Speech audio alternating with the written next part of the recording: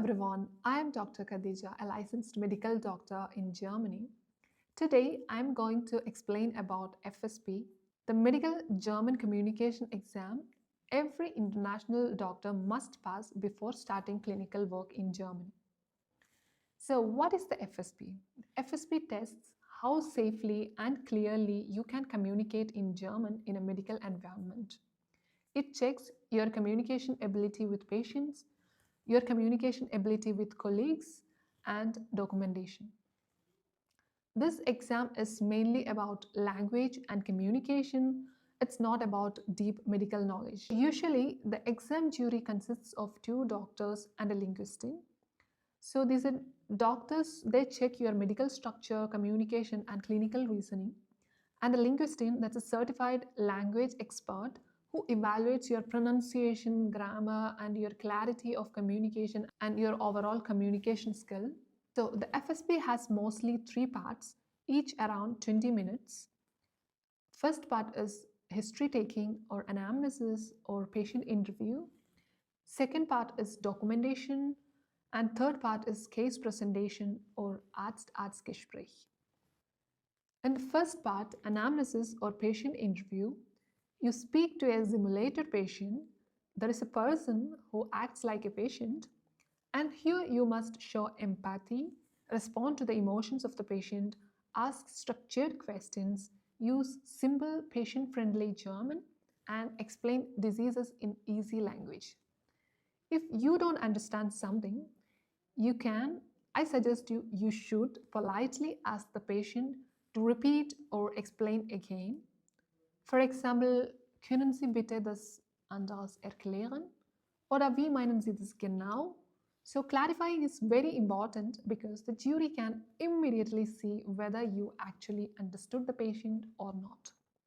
So it's very common that they will ask about this again in part 3, that's during clinical presentation, to check how well you understood your patient's statements. You must know common German expressions. Patients speak everyday German, not textbook German. So you must understand pain descriptions, symptom phrases, daily expressions, symbol slang, common idioms, typical patient vocabulary. The second part is documentation. You have 20 minutes to write a structured medical report.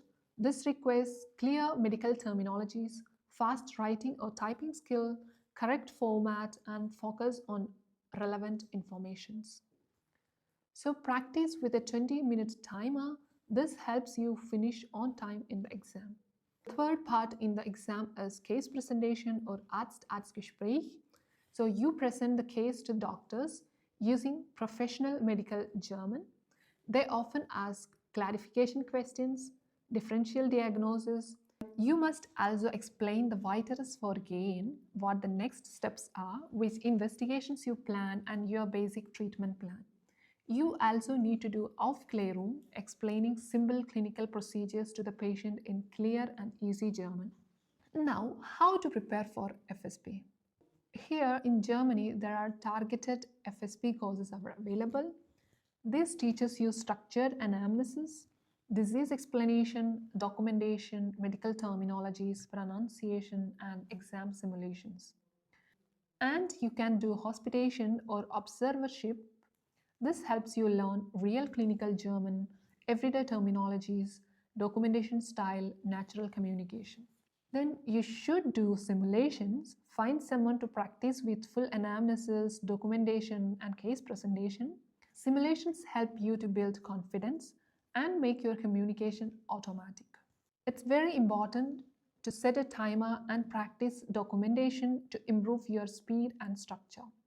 So after you pass the FSP, you will receive the Berufserlaubnis, that's a provisional license, to work in Germany. There is also another exam called Fachsprachprüfung, and in some German states, passing the Fachsprachprüfung exam is also accepted for granting the Berufserlaubnis. And just to share my own experience at the end, I completed a 4-month targeted FSP course at BFZ Munich. I also practiced simulations regularly with my simulation partners, and I trained documentation almost every day with a 20-minute timer. Because of that, on my exam day, I was able to finish my documentation in 17 minutes and still had enough time to cross check everything. This preparation really helped me to stay calm and confident in the exam. So, one more important point, if you prepare thoroughly for Fachsprachprüfung or FSP, you will already be well prepared for KP or the first part of KP as well, because the structure is similar: history taking, documentation, case presentation. So good FSP preparation builds a very strong foundation for your KP preparation. And in episode 3, I will be explaining about how to find job with your Berufserlaubnis. That's a provisional license you will get after passing FSP. So stay tuned. Cheers.